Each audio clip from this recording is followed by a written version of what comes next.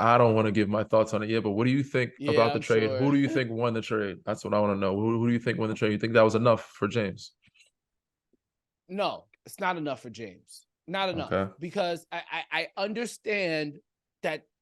Well, first of all, in my opinion, the situation shouldn't have gotten to where it was with James. That's Mm-hmm. that's obviously the first mistake, because if the situation never got there, then you probably get more in return. With that Mm-hmm. being said, too, I understand James was seen as a diminished asset. So I have two things. Number one, was that deal not going to be there at the trading deadline? There's nothing. I personally, and again, I'm not a general manager, I personally don't think there's anything significant enough that wouldn't have been available at the traded deadline. Number Okay. two, we know what James Harden's superpower is for this current, for his past 76ers team. It was being Mm-hmm. an elite playmaker. He led the league in assists last year. It's part of the reason why Joel got MVP. All those short rolls to the rim, that little mid-range jumper that Joel got, that was James Harden's bread and butter. Joel Embiid does have to thank James Harden for a lot of the situations that he was put in last year offensively. There is no point guard added in this haul of picks. Now, I understand Tyrese Maxey is seen as like the future of the franchise and this, that, and the third, but he's not a pure point guard. He's a scoring guard. So Mm-hmm. I still think that the biggest issue that I see with the current Sixers was a pure playmaker, which the trade doesn't address. And then this deal would have been on the table at the traded deadline, in my opinion. Now Okay. you put yourself in a situation where you have to capitalize on this package by the trade deadline, one would think, because you know what's going to happen, Danny. You already heard the rumors before the season even started. New York is waiting. New York is hoping that this thing falls apart in Philly, whether Maxey doesn't develop as a playmaker, whether Embiid just grows frustrated with the process while seeing, the Boston Celtics, the Milwaukee Bucks continue to elevate.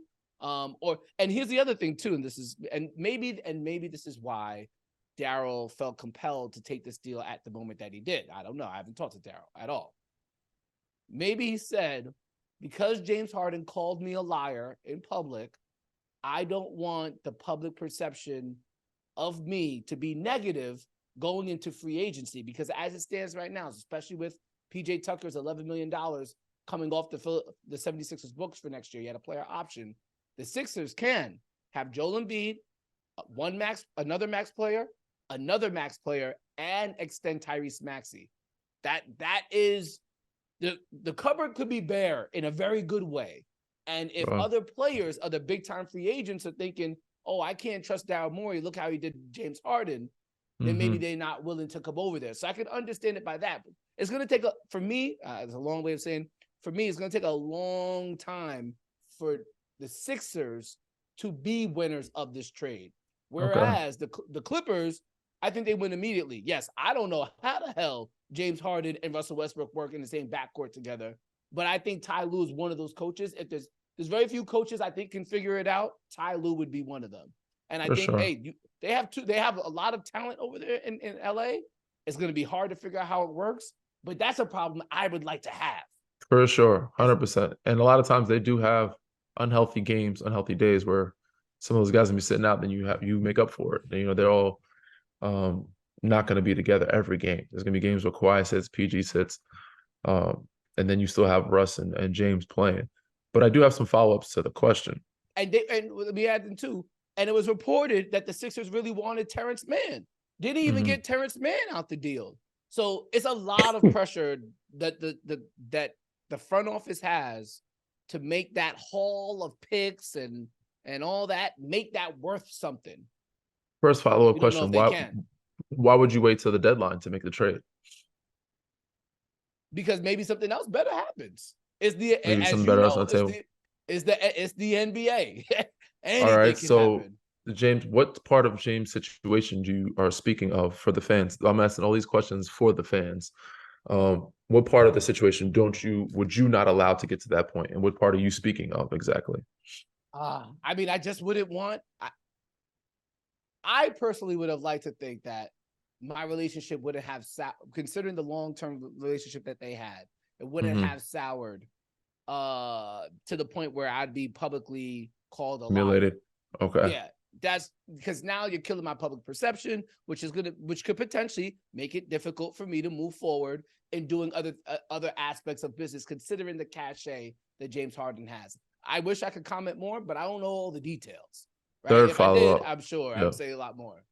Third follow up. Do you think this is the end of the deal? Do you think Philly takes this package that they have and continues to make another move for that second playmaker point guard that they're Well, looking for?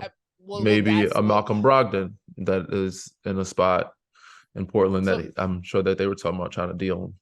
So I'm seeing a lot of Twitter talking about Zach LaVine, and I don't think that's a necessary move.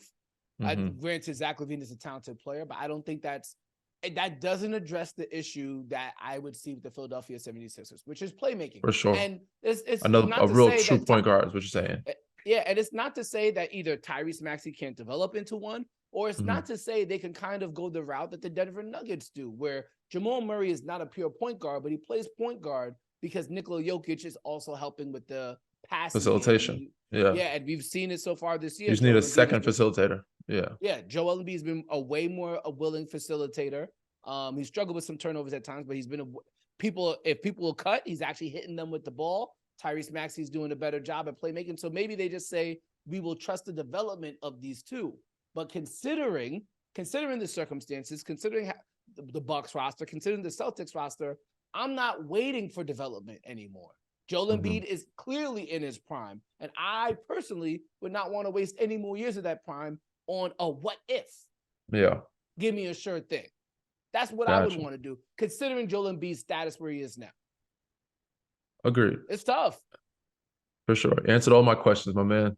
It's an interesting trade, and we have to wait till dust settles to see how it plays out. And it's a good problem, Tyloo, to have all those talented players and figure it out from there. Philly has some good pieces too, where I think they lacked wing depth and length. I think they filled that void, but they're looking for a playmaker.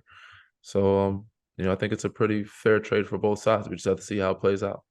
Yeah, I mean, it does feel like a Nick Nurse roster because there's mad wings now, and there's a guy you can go to in isolation in Joel, and there's a point guard who could score the ball at times in Tyrese Maxey. So it feels like a Nick Nurse team. I would almost say they might have too many wings, but I guess that's really not a bad thing to have, per se. I think at the end of the show, we'll have to get into those options that you were talking about. We were looking at the roster spots. We'll have to get into that at some point before we get off the air. Yeah, but we can go to the next topic. Maybe we shouldn't go to wax. Yeah, we'll I'm sure there'll be more follow-ups on this whole drama. And I will say this though too, Danny. It's interesting, and again, I've been working in media for a while. I find it interesting that so many people have. It used to be the team that gets the best player wins the trade, right? But in this instance, the popular thing to say is the Sixers won the trade, at least by the media members. And it goes back to the point that I've made on the show a multitude of times. When you have an agent or you have good PR, it truly impacts how people perceive things.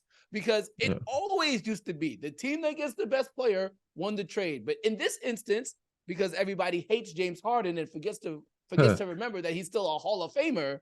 20 and 10, 21 and 11. The Clippers lost the trade. Yes, they created a problem for themselves, but they created a good problem.